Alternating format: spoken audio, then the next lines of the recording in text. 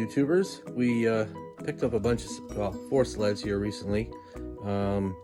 Just a couple of old farm ditch bangers. This is a Yamaha Bravo. That one's a Arctic Cat Lynx. That one I don't know if it'll run. This one I'm pretty sure it will. I already checked the compression. It's got spark and sort of decent compression. I gotta clean it up. The fuel lines are hard as a rock. I'm probably gonna start with pulling the tank out and then get the carb off, clean that up, and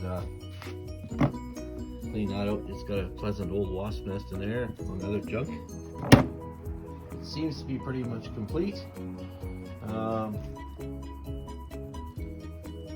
We're just gonna use these to bomb around out in the bush with a little bit to go up to the lake, and have a little pile-on course thing. The handle's a bit busted, but the pull cord works. All right, well, we'll get started here shortly. Okay,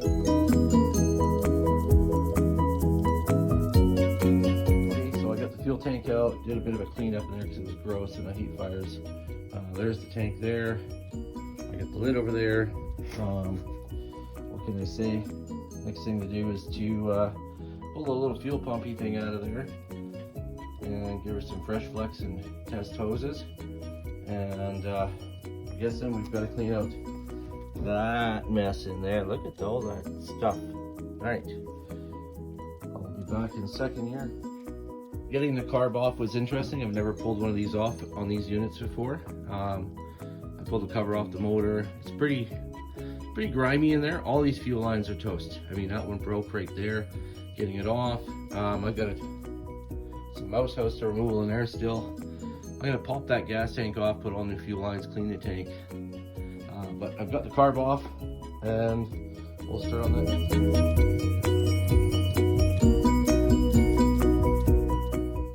All right, so now we know it runs.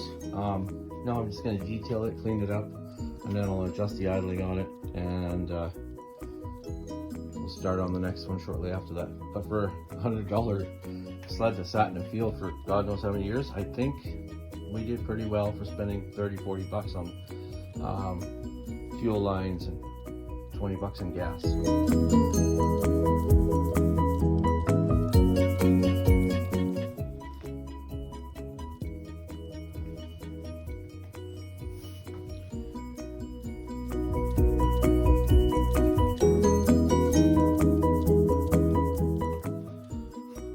Alright, I just hand tightened the sparky plug in there, and I got the primer to work. As you can see, it's squirting the squirtsy squirts. So let's see what happens when we close the hood. If she'll play around for us here. Hang on a second. I'll put my glove on, protect my digits. It may start. It might tell me to blow a camel. You know, it might tell me to suck eggs. I don't know. Let's see what happens. I got the starter thingy up there that you're supposed to have up apparently. I need to put a handle on this, so let's see. Oh, it's angry.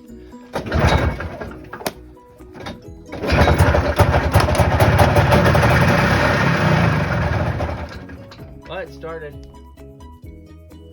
Alrighty, so we've changed fuel lines, quite a few of them. I gotta change that one there that I cut. I'm just getting ready to put the tank in there, and then I'm gonna vacuum out that mess in there. I was gonna pop all this off, change all those fuel lines, and I thought, no. Then I'll finish tightening up the carb and the airbox down here.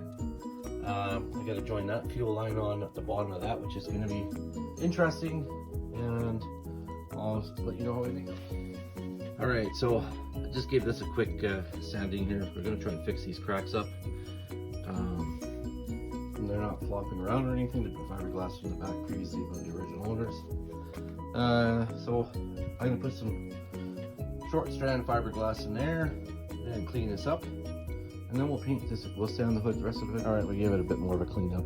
Cleaned the seat too for the first time in God knows how many years. Hopefully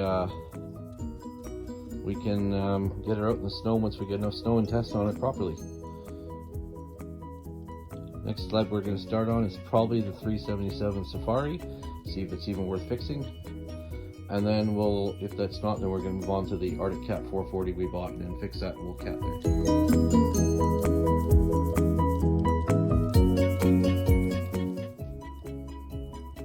Alright, so gave her a bit of a clean up, put some stickers on it, make it look more like a rat sled. But yeah, she's pretty much good to go. Next thing will be to put some leather treatment on that old cover. I'll clean that stuff up, polish that up, and then order a windshield.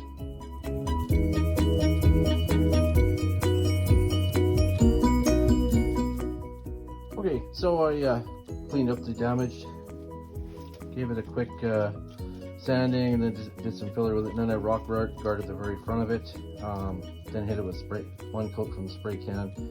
I was going to do it with the spray gun and go nuts on it, and then I thought, no, for what we paid for the sled, no. Anyways, I'm going to let this dry and I'll add another coat. Then I'll clear coat the hell out of it and we'll see how that turns out. I'll be back shortly.